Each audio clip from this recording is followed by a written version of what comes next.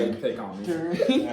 Okay. What's about it, so. I broke it up into 3 sections. So you got your topic review, going over the concepts of pain, a little bit of pharmacology, and then the difference between analgesia and anesthesia. Some people say anesthesia.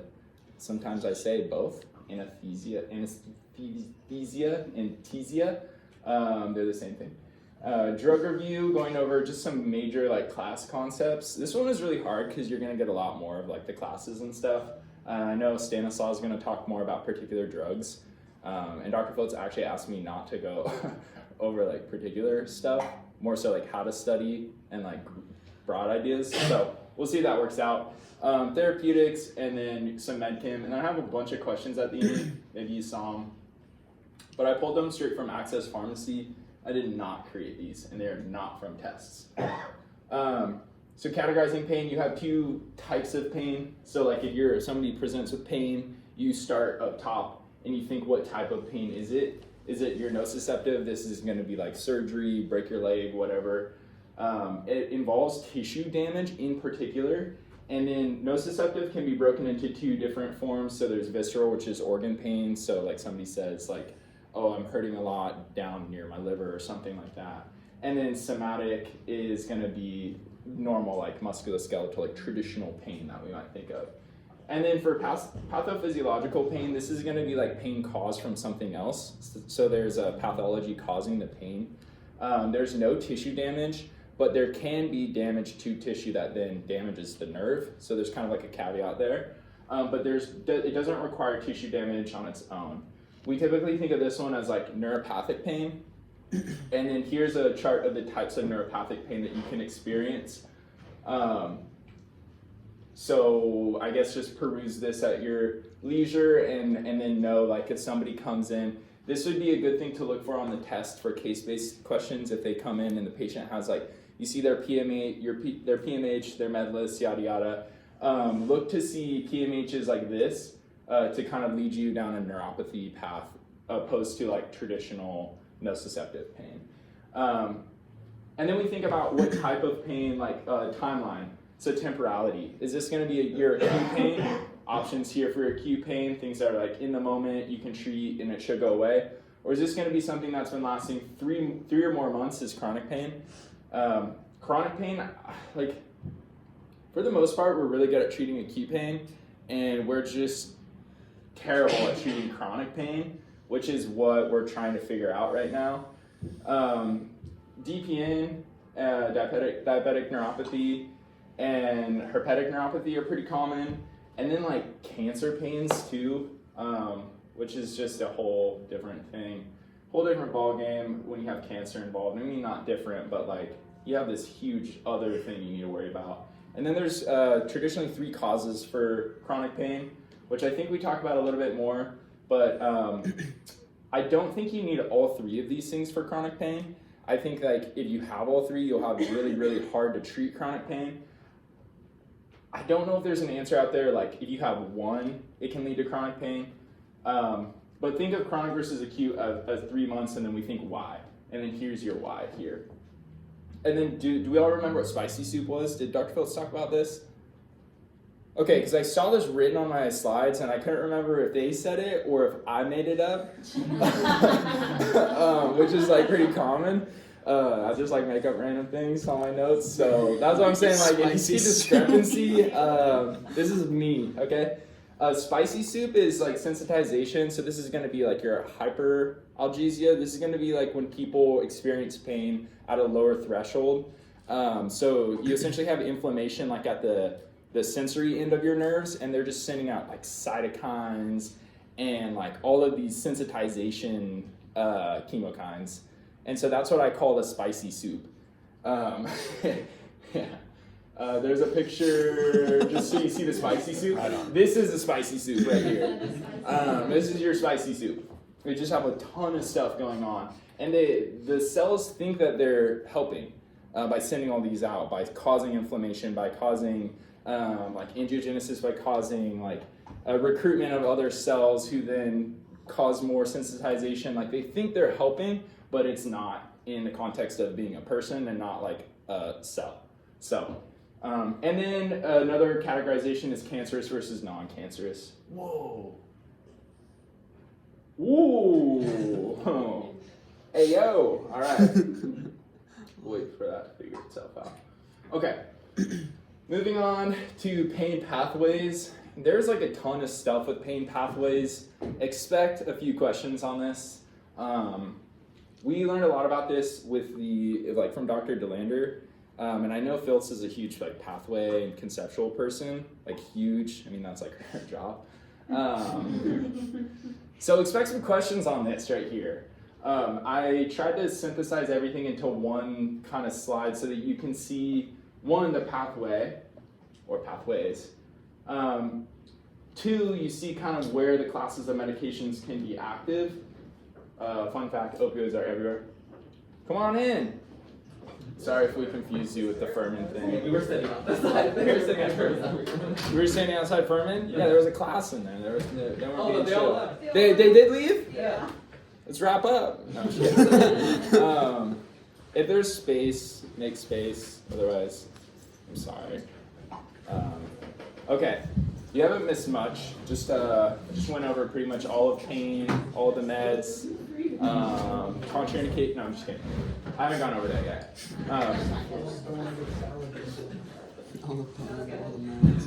Okay, water's settling here. Okay, so here we go. You got your pathways. You got where your classes are going to be active.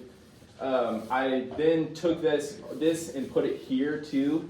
So don't get confused. I put the numbers next to the groups just so you don't get confused.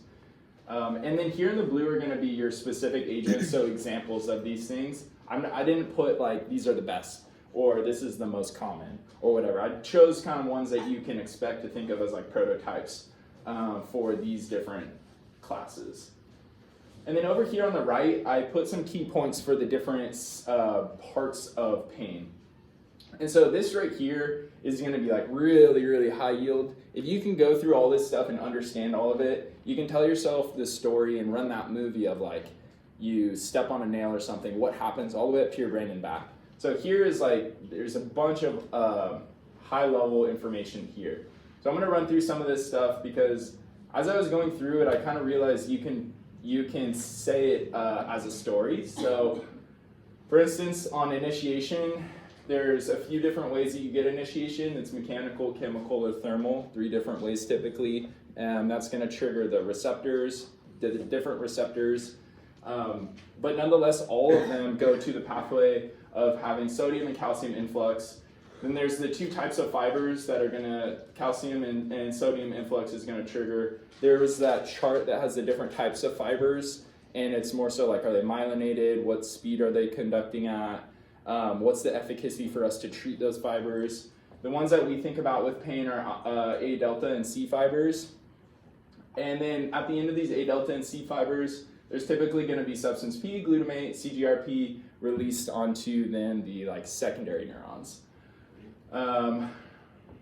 One thing to note here, so we don't have a lot of ways to attack pain at the initiation site, but there is one way that we do this, and this is through the TRPV1 receptor, and this is where capsaicin comes into play.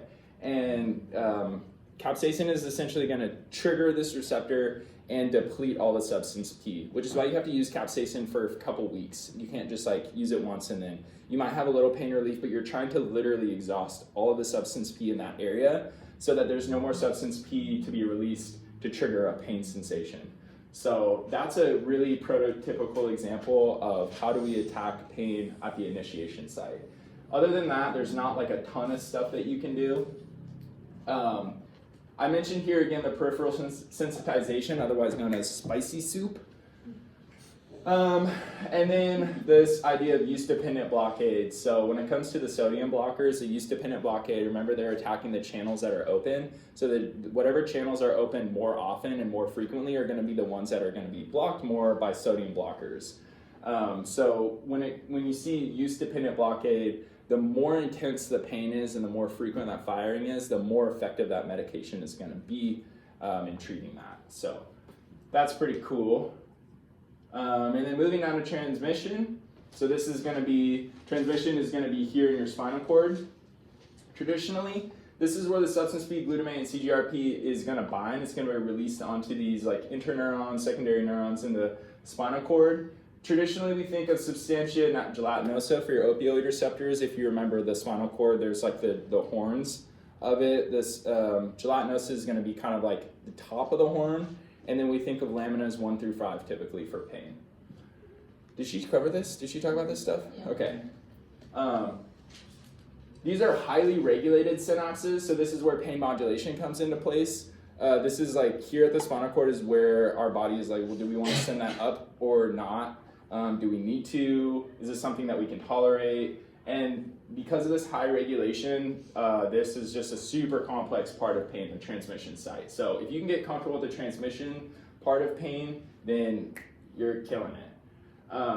There's 2 interneurons that we think of. There's the, NS is the non-specific, and then WDR is your wide dynamic range. So your wide dynamic range is going to actually influence where that signal is going and what message is being sent. Whereas the non-specifics can shoot straight up to the brain, and it's essentially just going to say pain. But what WDRs can start to say like, how intense is that pain? What type of pain is it? Stuff like that. This is where chronic pain comes into play. So again, if you can figure out the transmission side of things, then you can approach this other side of pain being the chronic pain, and you can be a very valuable pharmacist. The gate theory, do you remember what gate theory is? Did she go over that? Okay, so this is like where you have the small and the large fibers, and the large fiber, if it's stimulated, is going to stimulate the interneuron is going to inhibit the small fiber. So this is like, you can massage or do acupressure, things like that to stimulate that long fiber to activate the interneuron, which kind of blocks the small fiber. So remember gate theory, because there's most likely going to be a question like that on your test. And I also want to preface, like, I have not seen the test, so if I say, there's probably going to be a question on this on the test. If there's not a question on the test, again, yo, meet me outside, catch me outside. We'll figure it out. So gate theory, important. And then this is where like endogenous opiates are super important. So the endogenous opiate interneurons, you're gonna have the afferent and efferent. So kind of controlling that two-way highway. So again, super important. And as you can see here, for the most part, most of our medications do act on the transmission side of things.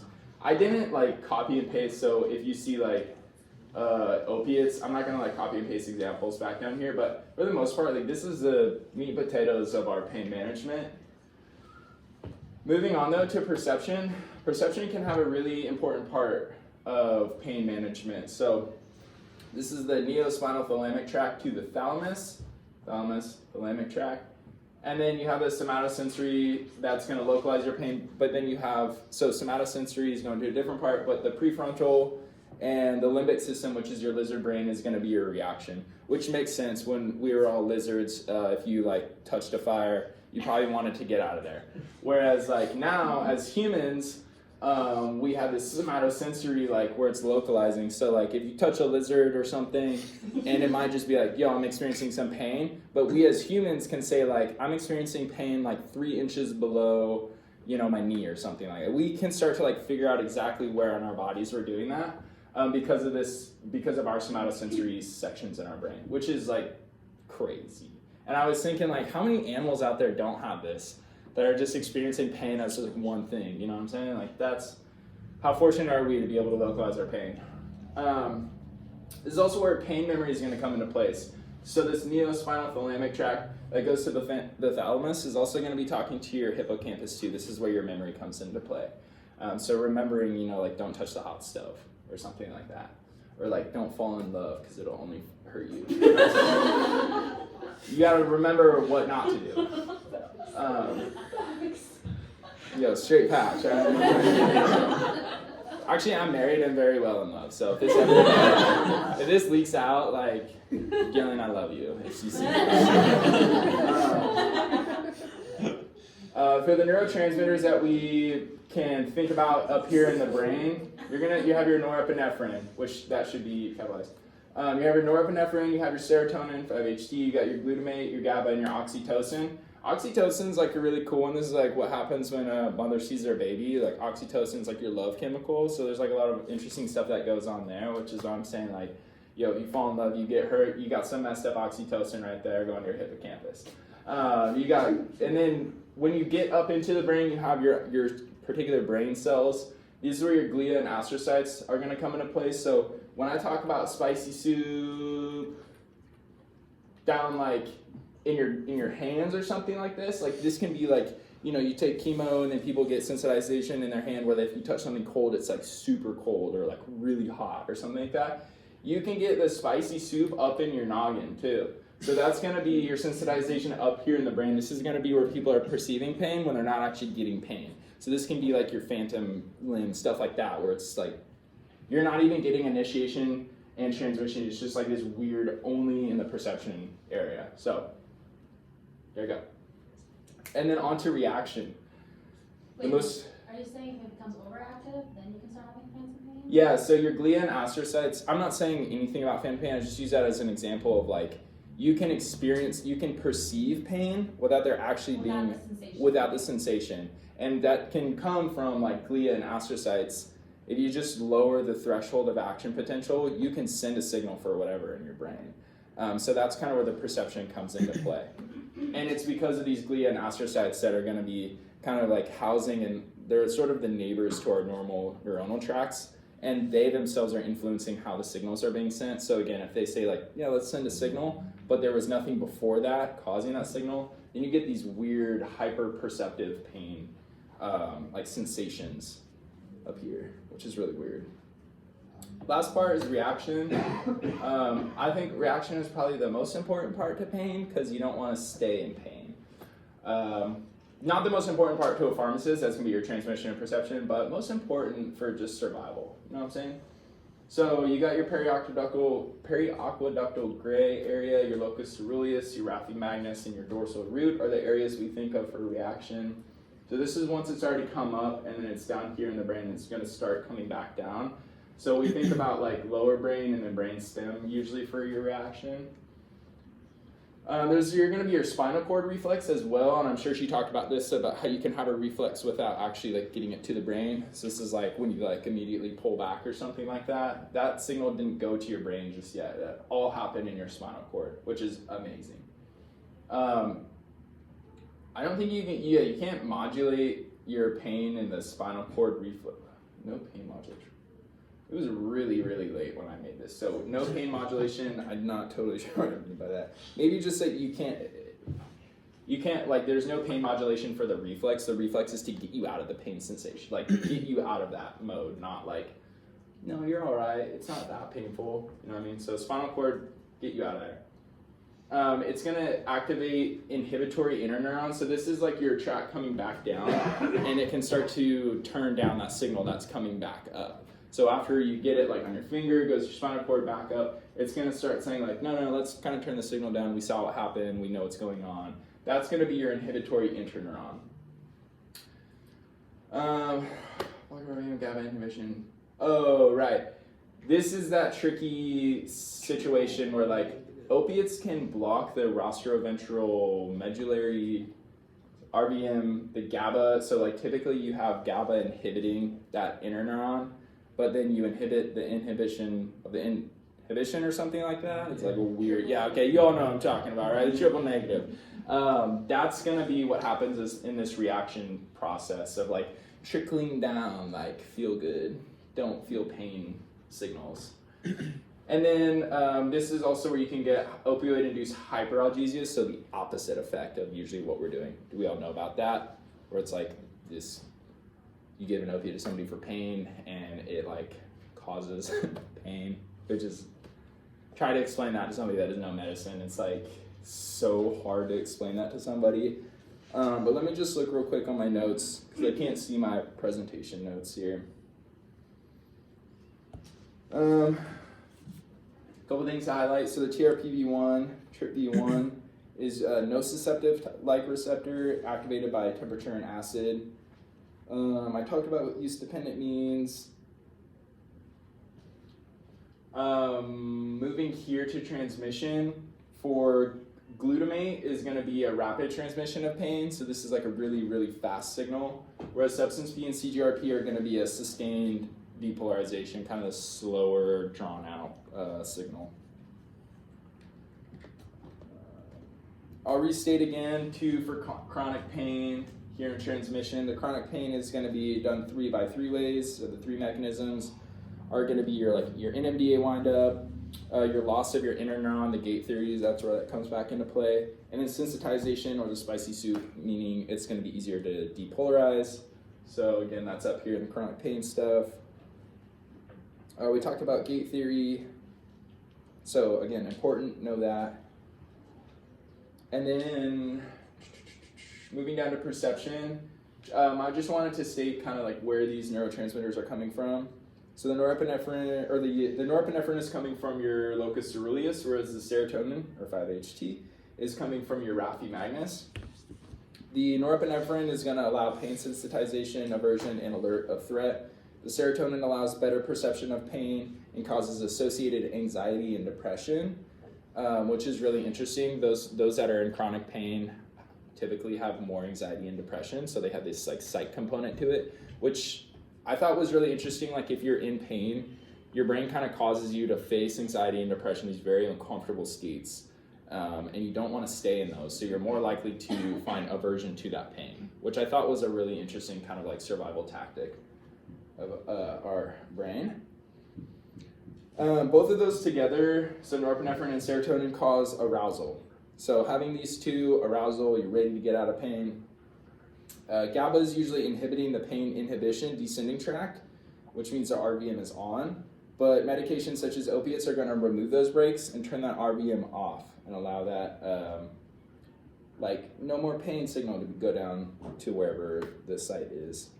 And then opioid-induced hyperalgesia, so long-term use of opiates may allow the RVM to turn back on, so you don't have that desensitization signal anymore. Long-term use of opiates can also cause removal of the interneuron and also allow glial and astrocyte activation, which is your brain spicy soup. So that's how you get opioid-induced hyperalgesia. There's a few different ways, and it's usually from long-term use of opiates, which is kind of what I was saying. It's really easy to treat acute pain. It's really hard to treat chronic pain, especially when you're using opiates. I don't know if Dr. Phillips mentioned this, but I do remember DeLander mentioned that addiction is more so driven by the length of, like, the duration of use of an opiate rather than the potency. Did she talk about that? Yeah, I know she took all of her pain stuff from him, so I didn't know if she mentioned that as well. She didn't mention that? Okay, so that's like a really, as a therapeutic thing, and maybe Stanislaw mentioned that again, it's the duration of use of opiates, not the potency. So you can use hydrocodone or morphine or something like a not super potent opiate. It doesn't matter. If you use it for years, you have a very high risk of getting addicted rather than like, I use fentanyl or sufentanil or carfentanil for like a very short duration. So I thought that was really interesting. It's a fun fact to throw around dinner parties. Opioid pharmacology. So definitely know what opiates do. For one, we use them as pharmacists, and then two, we have them. So figure out what they do and know about them intimately, because this can help you so much. Just if you can get opioid pharmacology down, like, you know so much about pain management. It's crazy. Big points here, they're going to bind G protein coupled receptors, the 3 subtypes, mu, delta, and kappa here. All of them are going to cause the blockade of adenylyl cyclase, and then that then leads to decreased presynaptic calcium influx and increased postsynaptic potassium influx, so hyperpolarization. Unfortunately, though, this also causes the binding of beta-arrestin. Did she go over beta-arrestin? I hope she did, because I got this from her slides.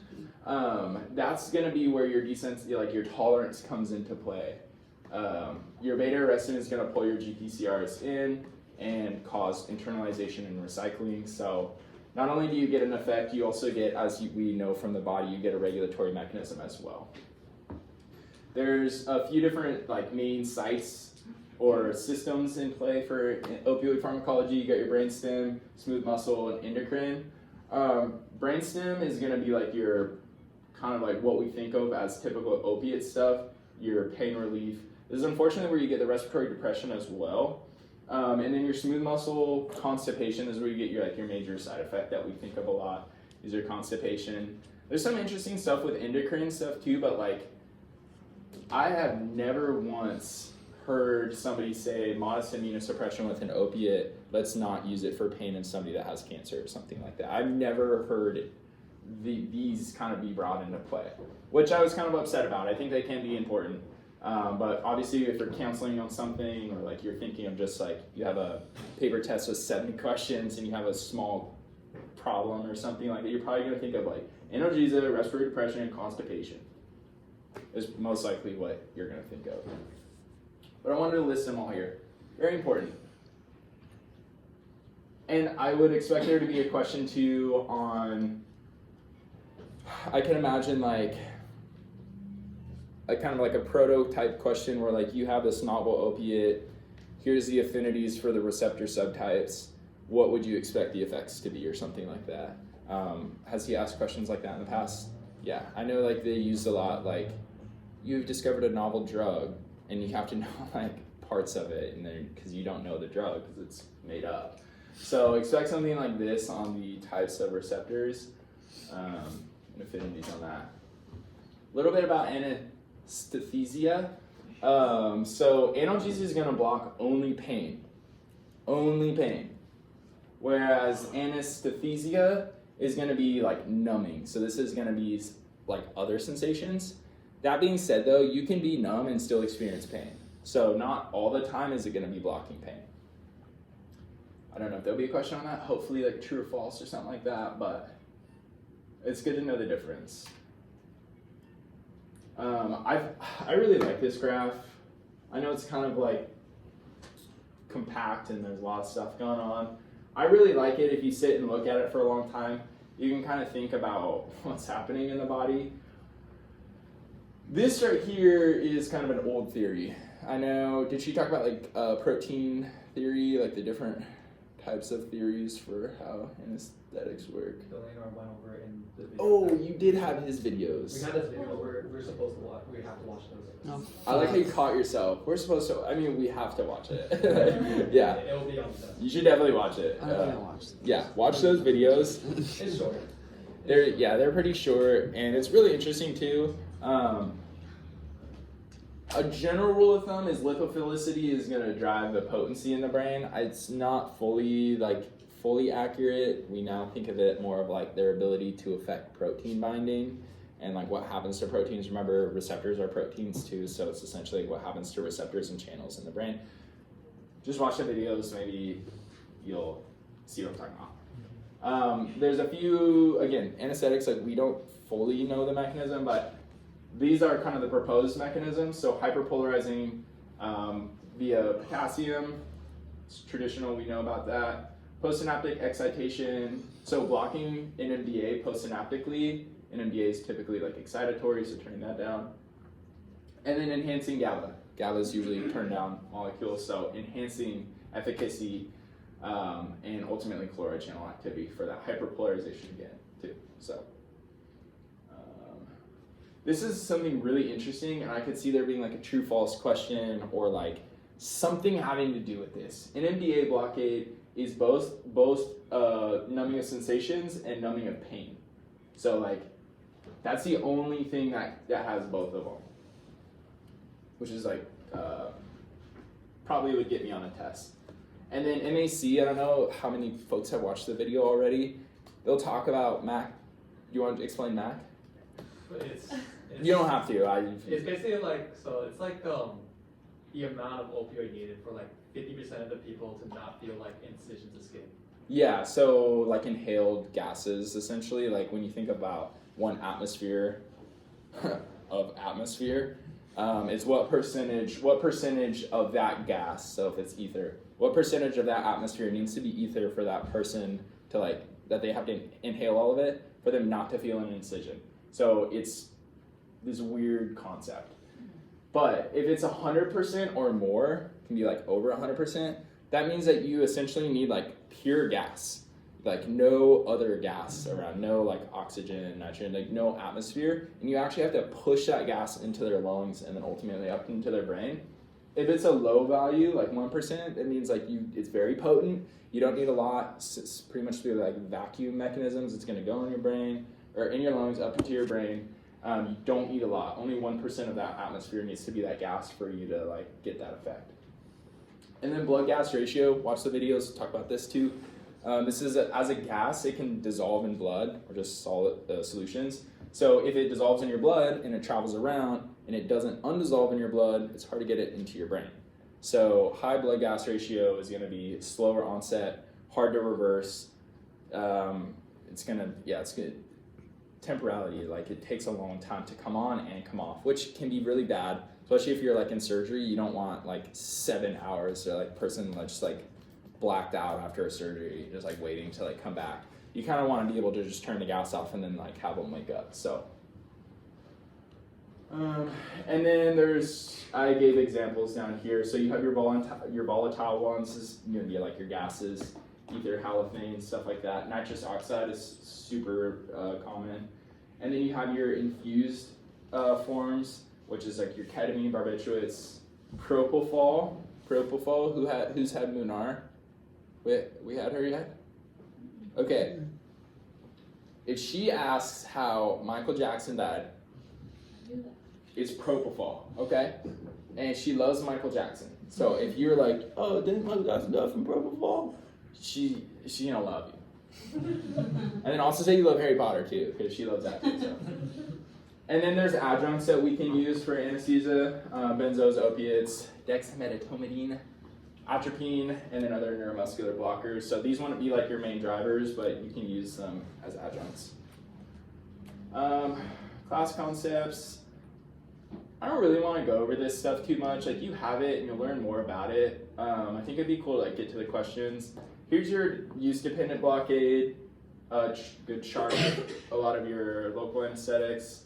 Your spicy soup up here, so there's a lot going on here. I would say get really familiar with a lot of this stuff and then come back to this so then you can kind of like pick parts out that you want to look at. This is like your first line stuff. These are your non-opiates.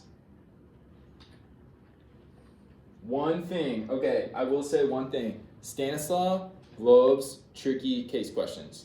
So I remember being frustrated, like, okay, I know her stuff and like I feel confident. And you get it on the test and you see like, oh, they got this allergy or like they're this type of like CYP polymorphism or something.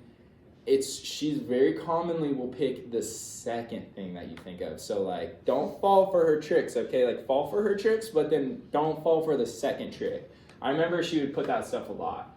I would not be surprised if she has a triple whammy on her test. That's like red flag right there. Triple whammy, do we know what this is?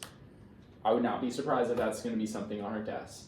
I wouldn't be surprised if it's something with like an acetaminophen max daily dose, like this would put you above it or something like that. There's always like one detail, and her tests like frustrated me because like she's super smart, bless you. She's super smart, she writes great test questions, but like they can be tricky sometimes. So I would say for the Stanislaus stuff, like know the second trick.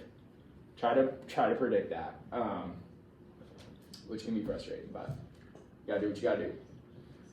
This should say neuro, just for your information. No. This is gonna be like your more like intense therapy. So obviously you got your opiates, you have your potency here.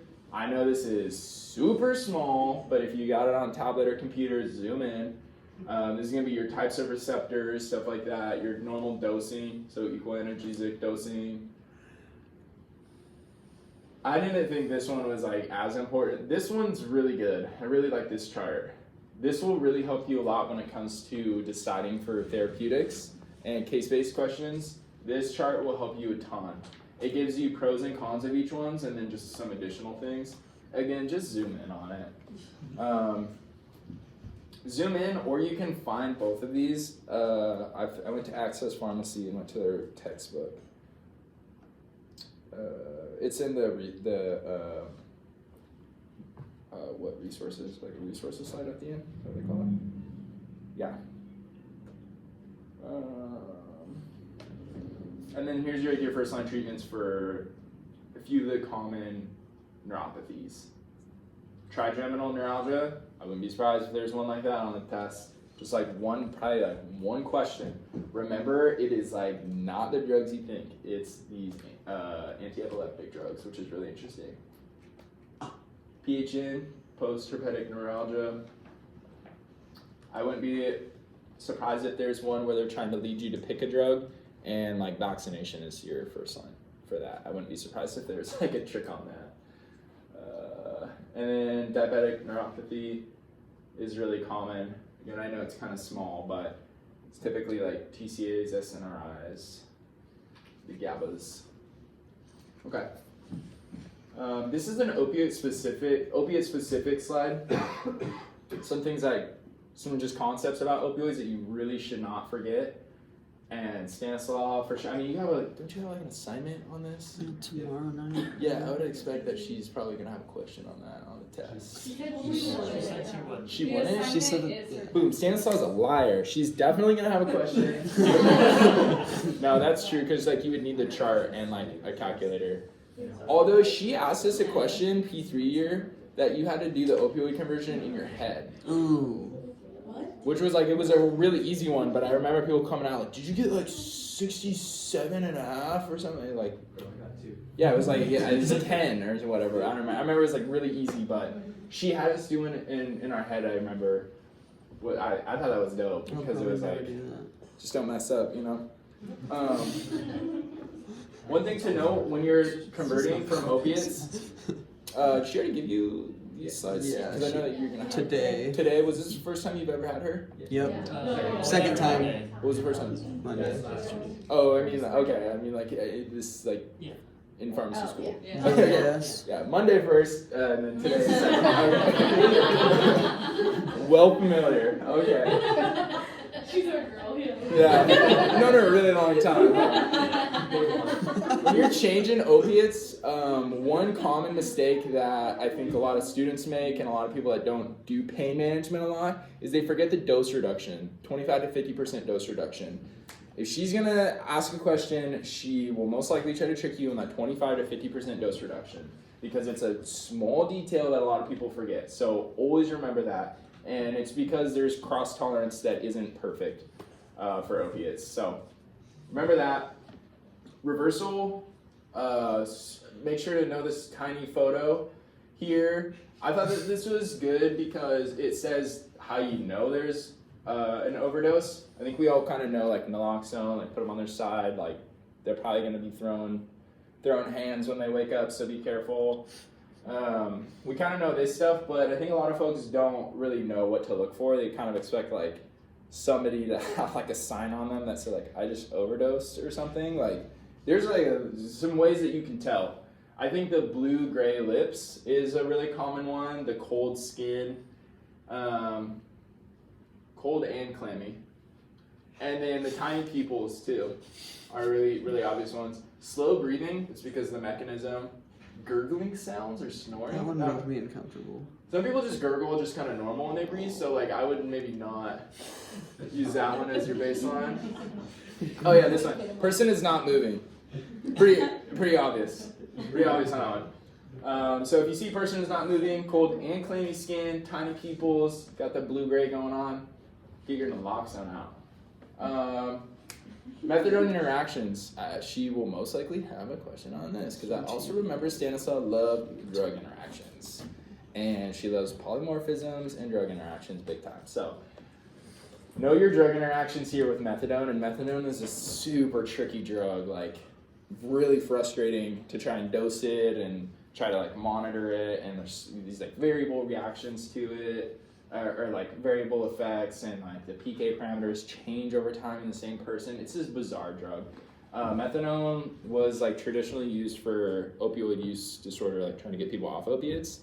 But surprise, you can abuse methadone. So they use Suboxone typically now. But methadone is still around. You'll see a lot of people on it. They still have methadone clinics. So know it. I mean, typically if people are going to methadone clinics, they have other prescription medications as well. It's not just like, oh, I just use heroin and now I'm on methadone. So like knowing methadone interactions is super important. And then tapering. I would, again, not be surprised if she tries to get you on tapering, because these are like the finite details that only the experts know.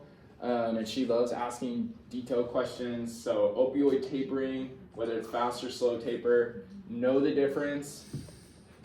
And most importantly, I would expect her to try and trick you by saying somebody's been on an opiate for 5 months. What type of taper should we do? And giving you 3 really great options and 1 that says we don't need to taper. Answer is we don't need to taper because it has to be over 6 months of using an opiate. So again, that's what I'm saying, the tiny details of like, ooh, it's the 25% one, I think. No, it's not. It's the one you least expect. Bastard. Oh, and then here too. Okay, here's another trick that she could pull. Oh, they've been on for 7 months, but their NME is like 50. Do we taper? No, we don't. So, there you go. I wish I saw the test so I could like, yeah, it's B or whatever, but you never know. Yeah, unofficially it's B. Okay. Get some medchem stuff here. There's so much medchem stuff. Like I went through and looked at common themes that I saw for both the classes. Hopefully this helps. Anesthetics. You got these 3 kind of rules right here. You're gonna have your lipophilic portion, some sort of connecting chain, and then your hydrophilic end. I put procaine right below it to show you the example. This is your lipophilic portion. This is your chain. This is your hydrophilic portion right here. This is like a really easy prototype to think of when you're thinking of the structures of anesthetics. So if they give you a structure and they don't tell you what it's for, don't say anesthetics are going to be used as a topical or something like that, because that's not what's happening. You need to separate those classes as best as you can. Ester hydrolysis was really common. Ester hydrolysis, if they have the ester, remember sometimes they can have an amide, in which case that they're not really going to get that ester hydrolysis. I think they can get some other metabolism coming in, but they won't get this ester hydrolysis.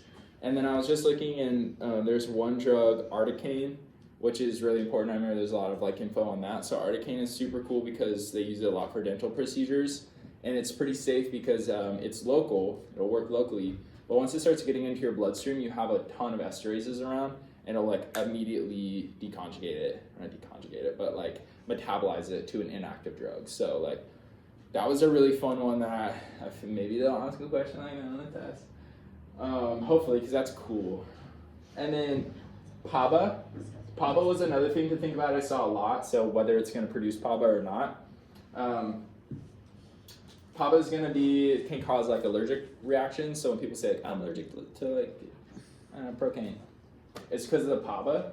PABA is going to come from that ester hydrolysis. So think about that. There's different ways that they edit. I was going to say edit. They modify their drugs so that PABA is not a thing. Was it? Yeah, like lidocaine. I was going to say I think lidocaine doesn't have PABA. It doesn't have this amine over here, the para, in the para position. So that's pretty cool. You can though get PABA here. If you cut that butyl off, you still have your PABA, which I'm not fully sure if like our bodies do cut that butyl off. Does somebody remember? PABA Yeah. and PABA like metabolites, yeah. For what was it? Tetracaine? Yeah. Okay. Pretty Cool. sure. I figured like logically that makes sense if you just cut it there and then you have PABA. Okay. And then the difference between esters. So there's the ester and amide anesthetics. Esters are going to be your single I, such as tetracaine. Amides are going to be your double I, such as lidocaine. Here's your ami. What? What? No, that's just great. That's such a great Yeah. study. Like, Oh, I never put that together. Chill. So Okay. that's I was like, awesome. did I say something wrong? Oh god. No, I said that that's genius. Okay. Whoa. So that's like kind of the big things that I saw for anesthetics is like whether or not they have these. I mean, like this is like how you know your structures. This is an example. Ester hydrolysis is super common. This is like we make drugs to avoid this, and then yeah, your 2 classes. So once you've identified it's an anesthetic, you got your lipophilic, you got your chain. you get your hydrophilic. Once you've identified that it's an anesthetic, then you can break it into, is it an ester, is it an amide? Just look there. So if you notice like, oh, I see there's an ester, make sure if they ask what drug it is, don't put one that has two eyes. So it's again kind of narrowing down like the options, like what could it potentially be as my answer. I tried to help narrow it down as much as possible. That is crazy. Like good crazy? Yeah, that is awesome. You just like teach us the whole Yeah, that is crazy. I can't believe that. Okay. Yeah. I will say one thing. I may be one of the smartest dumb people you've ever met, or the dumbest smart person. I'm still trying to figure that one out. So things that have helped me through school are things that like don't make a lot of sense. You won't find them in a textbook. I shouldn't say them out loud. Things like that. So I have tons of ways that I've memorized this stuff because my brain has to work like super slow. It's going way too fast, but like I need to like dumb things down a lot. So I got the tips if you need them. Okay, moving on to analgesics. A lot of them are like opioids, pretty much. I don't think. Pretty much the analgesic stuff is like almost all, if it's not all, opiates. Oh, we only did opioids, I'm pretty Yeah, so you're chill on that. Like you don't have to worry about like, oh, what's the structure of a pseudo or something. So you got your morphine as your structure activity relationship prototype. Here's morphine right here. SAR stands for. SAR? Yeah, This whole sure. time I have no idea. Yo, you can Google it, yo. Yeah, fuck You're it. like, That's yeah. too much. That's too much. Alright. Oh. Yo! I was Alright. always just like, oh, it's the SAR. Yeah. That's Oh, fine. the SAR, It's right. like, oh, yeah. You're like on your Naplex, like, Yeah. oh, right, the SAR. That happened today too when Dr. Stanislaw explained QT prolongation. I was like, I never knew that was what that was. I just knew it was bad. Yeah, yeah. Yeah. With the SARs and the QTs and the, yeah. Okay. So, and your BBWs, the things you're supposed to mention. Morphine up here. I put this here. These are your rules. So like everything is built off of morphine for the most part. So just like I would say go here, like go back to your Medchem notes and like write an example or something. Some of these rules apply here, like actually a lot of them. But like I always felt it was really easy. I think if I went to mine, you would see like, okay, if I do this one and this one, I have this drug. If I do this one and this one, I have this drug. If I do all four of them, I have this drug or something like that. You start to see like, oh wow, okay, that's where that drug came from. It's from these modifications. So morphine, get to know it. It's a cool structure. I really like this chain. I really like when they do the weird rings. Yeah, into your face. Yeah, I'm just like imagining it just coming out. Get to know morphine. Get to know the rules. The all of the enzymes that I saw coming through your analgesic medchem, tons. So UGT is gonna be your glucuronidation. Tons of glucuronidation and ton of like CYP2D6 stuff. There's some 3A4 and 2B6. I would not be surprised if Stanislaw throws you a 2B6 drug. I think meperidine is like a good example of that, right? Get some nods. All right, 2D6 and UGT are like so common. They're like frustratingly common. And the reason why is because once you put a hydroxy group on there, you can throw a sugar on there. And once you throw a sugar on there, then you have a glucuronidated metabolite that you can pee out. So our livers are super smart. So they're always going to be using your CYPs to throw on those hydroxy groups or like cut to make a hydroxy group. And then they're going to throw a sugar on there because why not? Your sulfonating. There was only I think like one or two that had that, so a little less common. So know your UGT and know your 2D6 polymorphisms and what drugs pertain to that. UGT, I don't know if there's polymorphisms. I don't think there is, but definitely the 2D6 comes into play. And the 2D6 also comes into play too because like if it's a prodrug, or if they have a very major active metabolite. If you're a poor metabolizer of 2D6 to cut this off, like you're not gonna get your active metabolite. So like this comes into play of like, is this drug even gonna work for you? So if you, as you start doing rotations, if someone says like, I took this opiate and it doesn't work, it's because they're a poor metabolizer. They didn't make this active major metabolite. Moving on, I thought this is another fun party trick that I throw out. The codone to the morphone is literally just a methyl group right there. That's the only difference. That's the only thing. So this is a good way to kind of narrow down of like, if you see the structure and it has a methyl here, you know it's not gonna be a morphone drug. Just kind of narrowing down what the possibilities can be. That's how your med chem questions have to go. You kind of just keep narrowing until it's like one or two options. This is gonna be metabolized though, so oxycodone. Oxycodone has to get this cut to turn into oxymorphone, which is your more potent version. I think that this is still active because it has a ketone here, which gives some activity, but you get your major active metabolite with oxymorphone.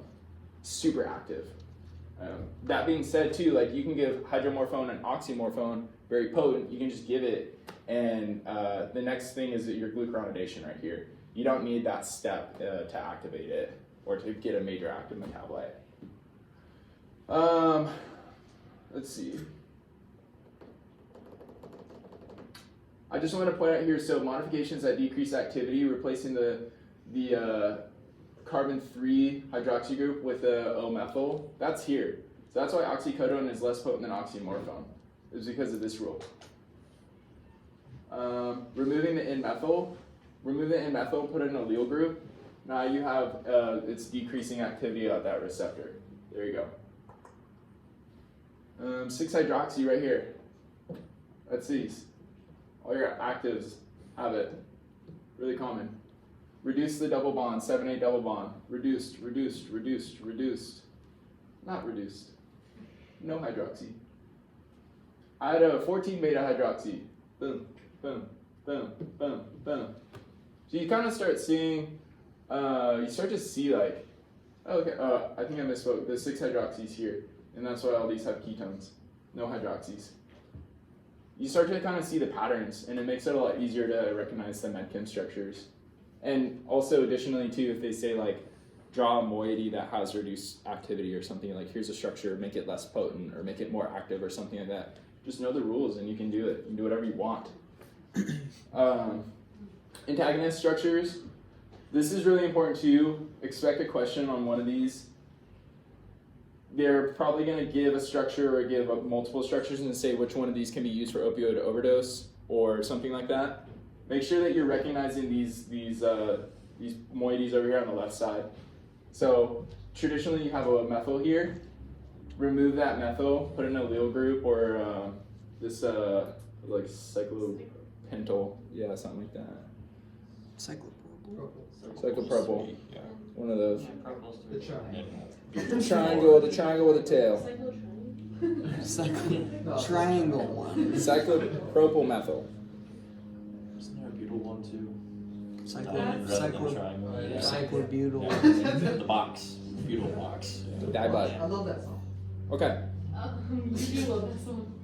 Okay, so that's really the only one to mention for the analgesics. I think it's, again, remember your rules, and then you can kind of start just take your rules, write them down on a piece of paper or whatever, and then go through all your med constructions and be like, oh, they used this rule here, they made this modification. Oh, it has a very long T-half. Oh, okay, that's probably because of this modification. And again, once you know your rules, you're unstoppable. Oh, no way, yo, 450 on time. That's what I'm talking about. I'm gonna go over there to do questions, so chill out. This is all the stuff that I like, as I was going through, I really wanted to talk about, but I spent like 14 hours making this slide deck and was like, dude, I'm done. If they don't learn anything from what I got already, I'm a failure. There's all this other stuff to know too. Natural medicines, Stanislaus gonna ask a question. She's gonna ask a question, and I think it was one of her practice questions. It was like, the patient has glucosamine, and they're also taking warfarin, and the INR is messed up. What do we do?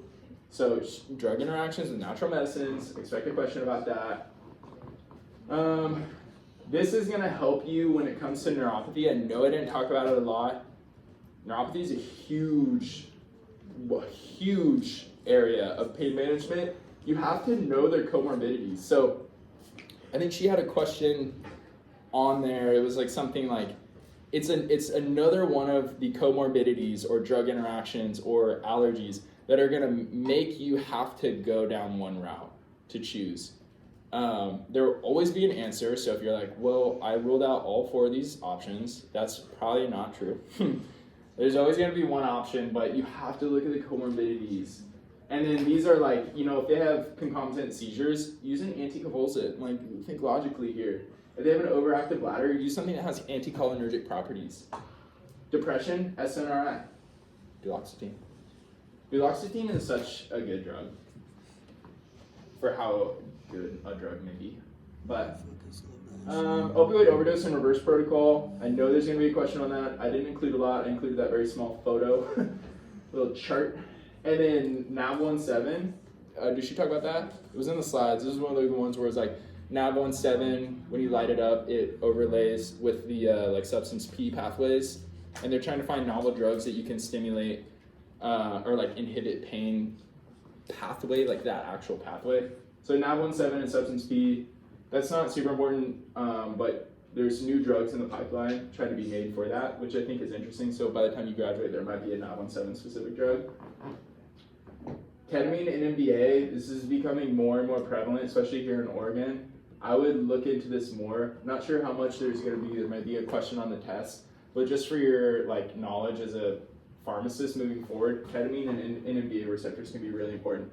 And I know ketamine is being used a lot more in like treatment-resistant depression, PTSD, stuff like that, but for pain, it's interesting. Carbamazepine, trigeminal neuralgia, I mentioned that. APAP, I mentioned there's probably going to be something with like a max dose or something with a toxicity. Did y'all go over NAPQE? Okay, the toxic metabolite, and then what's the overdose reversal? Yeah. N-acetylcysteine, that's right. Put that NAC up in that body. Get that liver going. NAC just gives glutathione. If you're like, how does that work? Glutathione is like really potent antioxidant. Just gonna remove that. Non-pharm options, really, really important. Acupressure, TENS, hot, cold, massage, braces.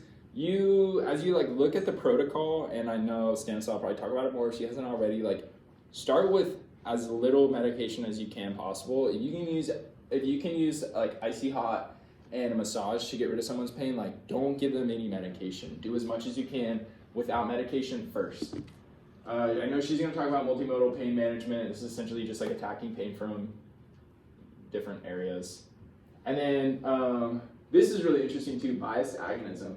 I know there's a little slide on there, so like, I don't know what they would even ask, but biased agonism was essentially like triggering analgesic effects without triggering like negative respiratory depression, stuff like that. So there's oliceridine or TRV-130 is, I think, FDA approved now, at least this year or something like that. So there you go.